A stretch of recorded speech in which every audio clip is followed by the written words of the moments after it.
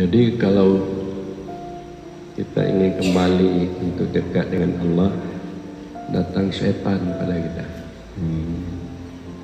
Pertama, setan itu memasukkan ke dalam hati kita supaya kita ini cinta kepada dunia, hanya gemar kepada dunia.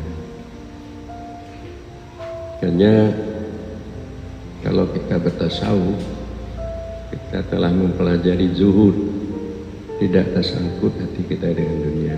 Walaupun kita berada di dunia, kita menikmati nikmat dunia, tapi kita tidak tersangkut hati kita kepada dunia, kita tersangkut hati kepada Allah. Itu dikatakan zuhud, sehingga syaitan tidak dapat menggoda kita supaya untuk mencintai dunia.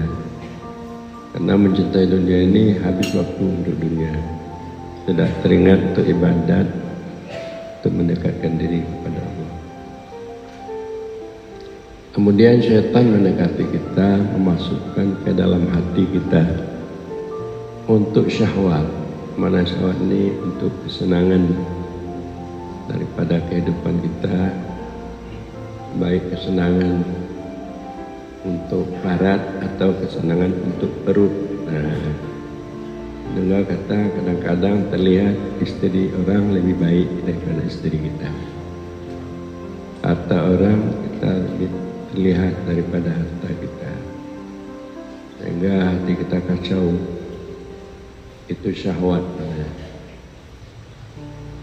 Maka kalau kita teringat negeri akhirat, bagaimana kita dalam kubur, kita diapit oleh tanah, kita dikejar-kejar oleh neraka, dan juga di mahsyar, bagaimana nanti kita berkumpul ditimbang amal, di mana matahari di atas kepala kita. Kita beribu-ribu tahun, beratus tahun di mahsyar, baru kita dapat ditimbang amal.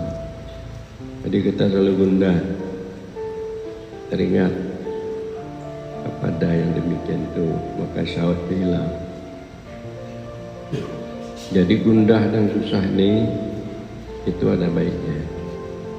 Kalau kita gundah karena dosa, kita gundah pada terbuang waktu sia-sia, gundah itu tidak dapat untuk memperbaiki diri, itu gundah yang paling bagus. Kita harus gundah dari yang demikian itu. Jadi gundah, teringat dosa, teringat kesalahan, itu banyak waktu bersia-sia, maka itu yang demikian itu dapat menghilangkan syahwat, keinginan kita, baik keinginan perut atau keinginan barat. Maka syaitan tidak dapat menggoda kita. Dan ketiga juga, datang lagi syaitan, itu supaya menghembuskan dalam hati kita, kita bersifat marah, pemarah. Jadi pemarah itu juga datang dari syaitan. Pemarah yang tidak benar. Jadi pemarah itu kadang-kadang lewat pemarah kita beristri, cerai dengan istri. Lewat pemarah kita memukul anak, lewat pemarah kita dendam bersama. Itu juga datang dari syaitan. Maka dari itu kita harus bersifat tawadhu, merasa diri hina. Kita dapat melihat kelebihan hak orang dan melupakan kelebihan kita dapat. Kalau ada sifat tawadhu dalam diri kita, maka kemarahan itu akan senantiasa melengket dalam diri kita, itu bisa hilang. Jadi ini adalah sebagian dari ajaran ketasawufan. Jadi maka diangkat ajaran ketasawufan ini untuk dapat memperbaiki diri, memperbaiki amal, supaya bisa kita salat dengan khusyuk, mundur hati, tidak ada waswas atau dikacau oleh syaitan, oleh waswas pada diri kita dan kita beribadah. Lalu yang kedua, kita angkat ajaran kesufian, ajaran hakikat. Tidak ada yang ada kecuali Allah. Jadi kita tidak boleh membangsakan sesuatu itu yang ada pada diri kita. Kita harus bangsakan kepada Allah. Karena kita menganggap diri kita ini ada mahal, tidak ada sama sekali. Hanya baik sembahyang yang kita lakukan, tidak boleh kita bangsakan kepada diri kita. Itu adalah merupakan taufik dan inayah Allah, pemberian Allah untuk kita. Hanya maka hilanglah kesombongan, hilanglah keakuan atau wujud diri dalam pandangan kita. Maka keakuan dan wujud diri ini penyebab banyak dosa dan kesalahan.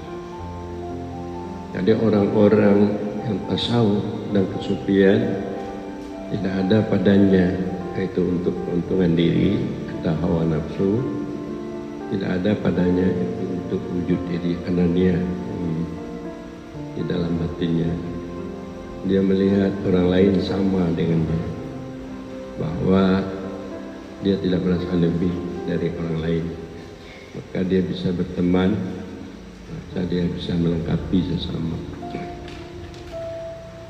Jadi ajaran tasawuf dan kesufian ini sudah jarang diangkat oleh ulama-ulama kita, baik di pemerintahan dan juga di pesantren-pesantren. Makanya kita tidak dapat membuat hubungan yang baik, berkasih sayang, hablum minan nas, apalagi hablum minallah. Hablum minallah, kita selalu melihat kekurangan kita, kehinaan kita. Karena di dalam tasawuf kita harus tahu bahwa diri kita ini pertama bersifat lemah, kedua bersifat fakir, berhajat, ketiga bersifat fana. Jadi hina dina fana ini sifat kita. Hanya dari itu kita ini senantiasa kita bersama Allah, supaya kita teringat demikian. Maka Anda disuruh berzikir, disuruh berzikir. Zikir itu maknanya mengingat, ujungnya supaya mundur. Jadi kalau kita berzikir mengingat Allah, tidak mundur Allah, maka zikir kita itu sia-sia. Zikir untuk udur untuk ghaibah.